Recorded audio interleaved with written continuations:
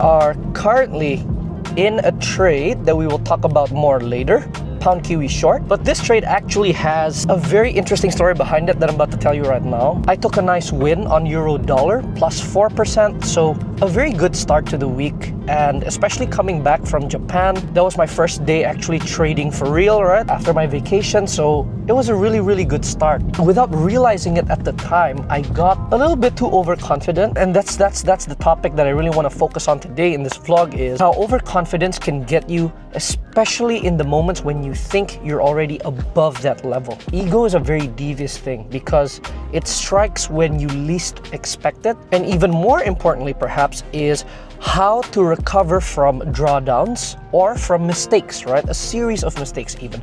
Because that is a very important topic in trading. It's not just about making money, but it's also about protecting the money that you've made. And the way to do that is to have a process whenever you go into drawdown, into losing streaks, or when you're not making the best decisions you could be. These dismissing the hard work, they calling it talent. And I find that disrespectful cause I put on the mileage. Up for the shit, but I'm down for the challenge. Step off the scene just to find me a balance. These niggas don't want it to get it, cause when it got hard, them niggas quit it. So much hustle, dog. It's all about that muscle, dog, yeah. Trying to make it out the struggle, dog, yeah. Hey, watch out this bubble, dog, yeah. Look, shit, I chase hits to make some real shit.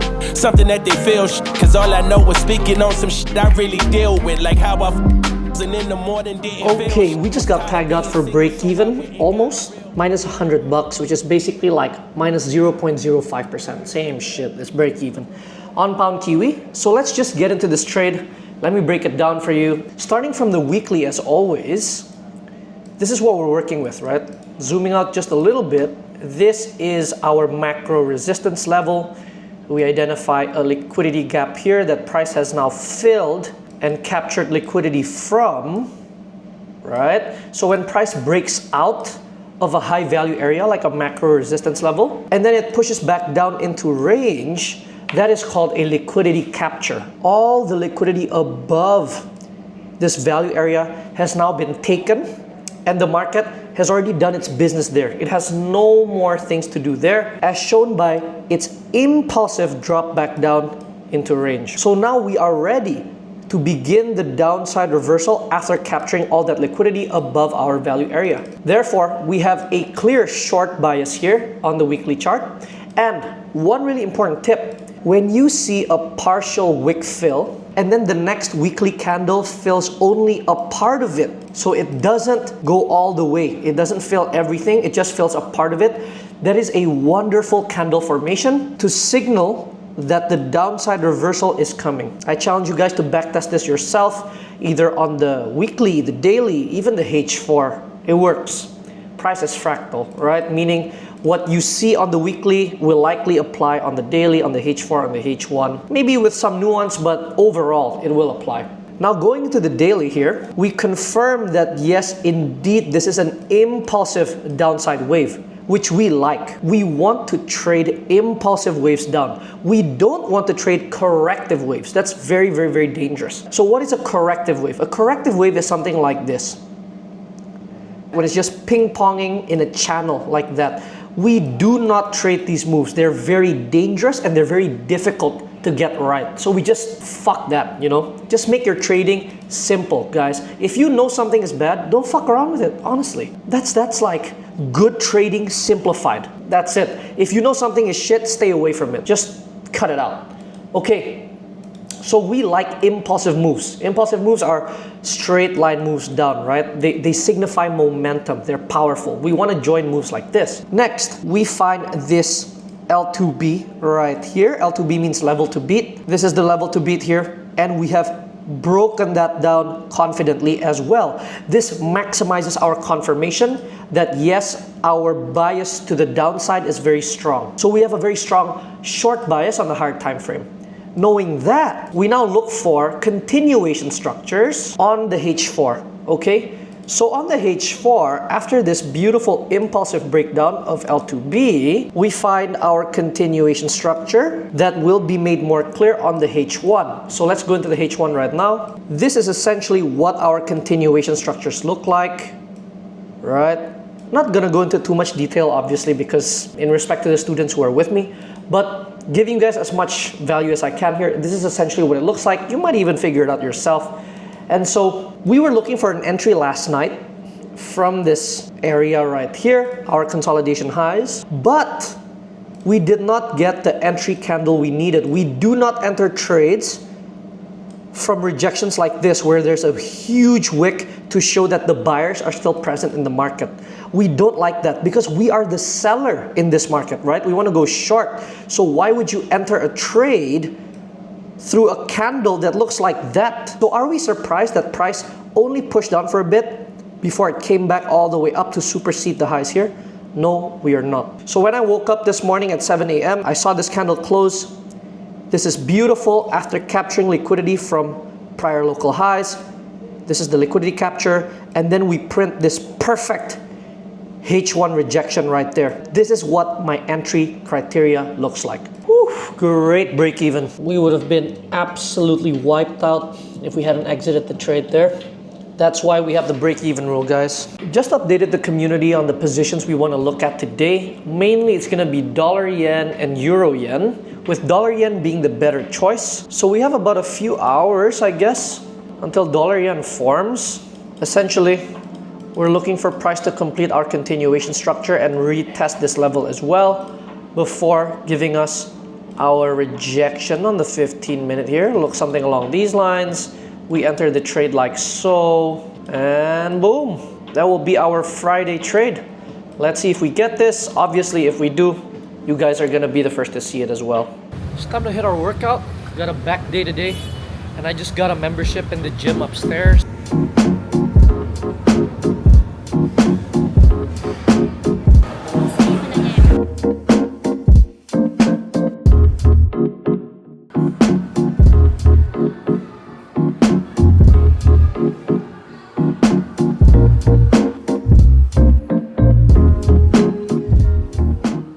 Got my second dose of coffee here.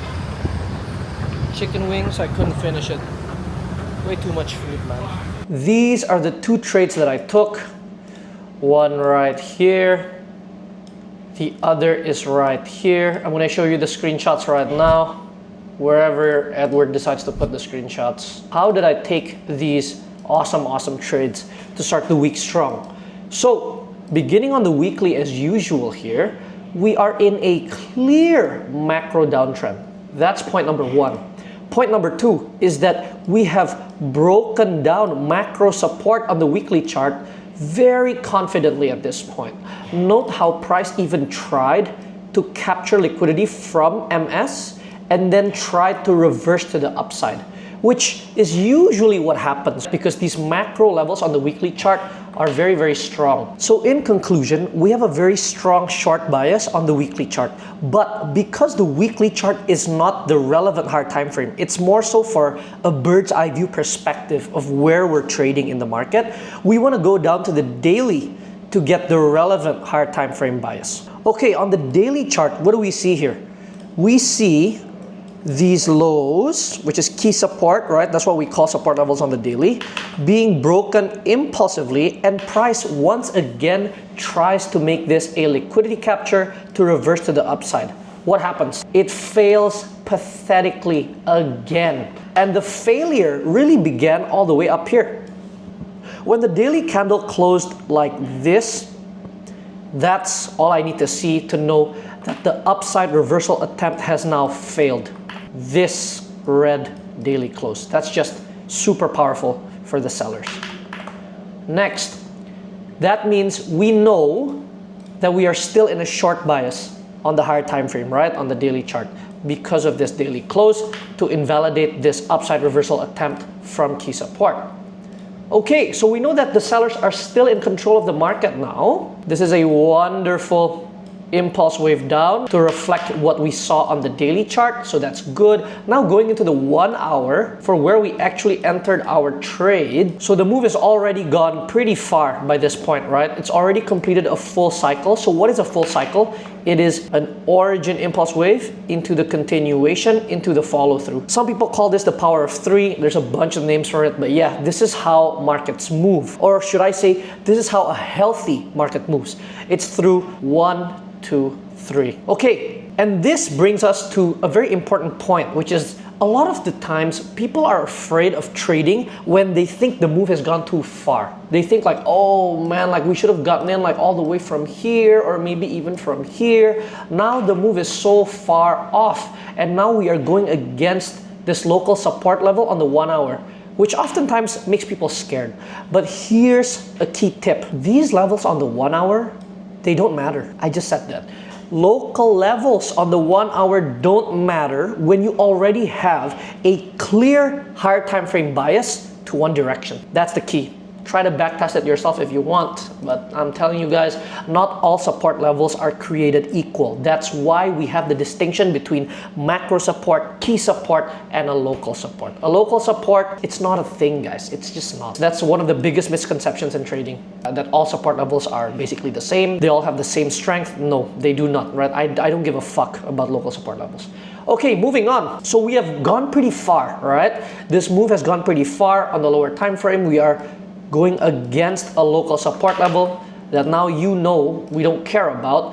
What do I care about? All I care about is looking for a deliberate continuation structure on the lower time frames after I get my origin impulse down. Now, one final note about the euro-dollar position.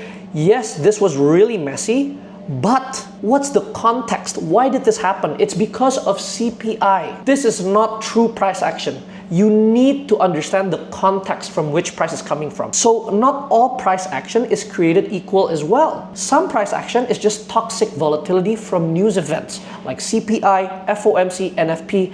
You shouldn't think of this as like a normal move. And then you think, oh dude, because this impulse wave is so shit, now I can't trade anything here. Normally that would be true, but because we know the context of why price did this, which is CPI, that's one of the 4 biggest news events that always makes price go crazy, we can discount it. We can be like, okay, we understand why you did this. So what is actually the true form of price action? It's simply that price moved down very rapidly. This is how you should think about the markets. You should think holistically. There is no 1 + 1 = 2 in the market. No, it's much more of a holistic, critical thinking job. This is my deliberate continuation structure, which refined on the 5-minute looks like this. So this is the first trade. And then now let's talk about the second trade, the follow-up, the scale in. After we have our origin impulse once again here to break down this consolidation, what do? We make an even better continuation structure in my strategy, right? That is a beautiful continuation structure. And once we got the rejection here on the 5-minute, boom, we just entered the trade, stop loss safely above there. And then I had a hard target of 4% here. Second dose of the day, Simbarca. This one is a different thing. It's magnesium, whereas the other one was lion's mane.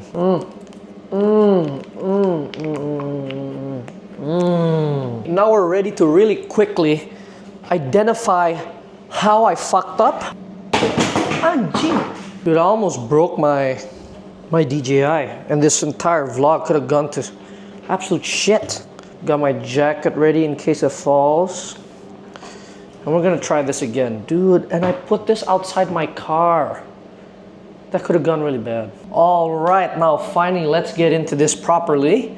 On Euro Yen, where did I fuck up? This specific variant of my continuation should never be used this far into the move. But because I was overconfident, I couldn't really appreciate that higher risk of taking this position. And yeah, this is what happened. Instantly, the market took me out for a loss. Price just kept pushing upwards. So clearly, this trade was completely shit. That's Euro Yen. That's an entry mistake. Next is Kiwi Yen. This is a management mistake. So the entry was fine, but the management was fucked. So once again, I have my quality origin impulse breaking down L2B in the lower time frames on the H4 here. In the 1 hour, this is what the setup looked like.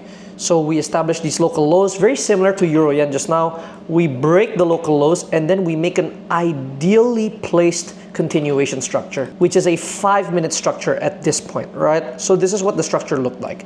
So the mistake that I made was not breaking even at 1%. So price already reached my 1% mark, which is my defensive break-even point. This position was clearly a place to defensively break even because my quality in my structure is not good. This structure quality is shit. I don't know if shit is like the right word, but it's subpar. So I'm already taking higher risk when I'm taking this kind of trade. But the only reason I did so in the first place was because I had enough positive confluences all the way from my higher time frames to my lower time frames. Just enough for me to take the trade, but I needed to break even defensively. So your management is a very important part of your trading performance, right? It's not just the entry, but how are you gonna manage specific trades? Because not all trades are created equal. Some are better than others. The ones that are higher risk, the ones that are not as good, you want to be more defensive in managing the trades. And I fucked up here because I should have been defensive, but I wasn't. I just wasn't focused enough. I just wasn't on the ball, overconfident again. And boom, another loss. Unnecessary. All right, I'm gonna be picking up some new office decor. Gotta make this place a little bit nicer, you know. I can't just have this Among Us fridge in here, man. I need more things. I need more things in here. Now, the question is, where do we put this baby? Thinking right over there is a pretty good place. It's just an air filter and a bunch of garbage.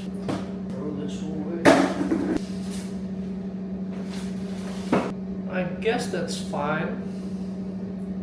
Maybe put up some lights later. I know what I need next is something to block off that area. It's a process, you know, decorating the office, trying to make it look better, trying to make it look YouTube worthy. I don't know. Let's see. All right, gonna record with my new tree in the background. Looks kind of good. What process do we need to have in order to climb out of any drawdown period we get ourselves into, right? Because inevitably, all of us will get into losing streaks. Don't worry, it's a very normal thing in trading, and anybody telling you it's not is bullshitting you. So what I do that works really well, I only trade my clearest textbook setups. Reduce your trade frequency by removing all the complex, advanced, higher risk trades and stick to your bread and butter trades even if it means you only take one trade a week. Completely fine. In fact, that is what you should be doing.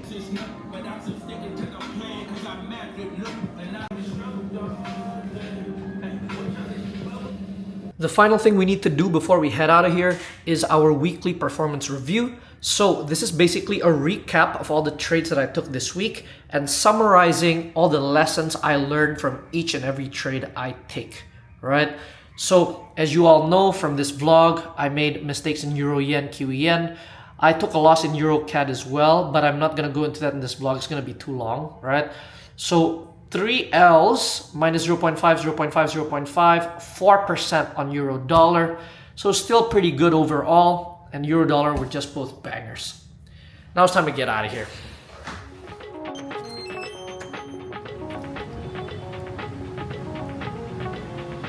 Walking over to dinner with the boys. It's just right across our office, so I'm not gonna bring the car.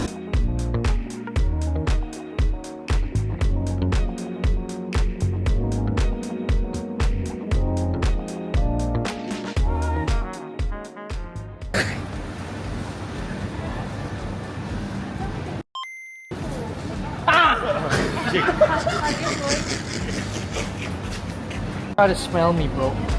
Smell you? Yeah, smell me. Enggak, serius. Ya coba aja.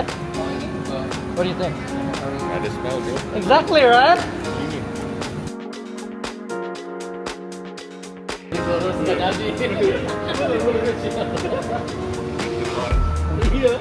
Hai guys, kita lagi di Mr. Park. Anja. Lo tepang di gedung 2 kali. Kalau gitu. Ada makanannya. Great night with the boys. Life's all about balance, you know? Work hard, play kind of hard, I guess. Ah, shit! We gotta take the long way around. Little jog never hurt nobody. Yeah, we back. I know you're closed, but not for members. Woo! We gotta grab our clothes, gym session, and we're good. Am I fucking fucked? The parking lot's closed. I'm just gonna move it.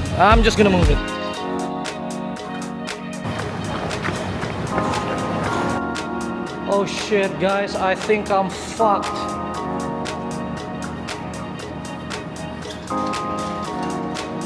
Shit, I gotta open this shit. Alright, we're breaking so many fucking rules. But we're gonna open this gate.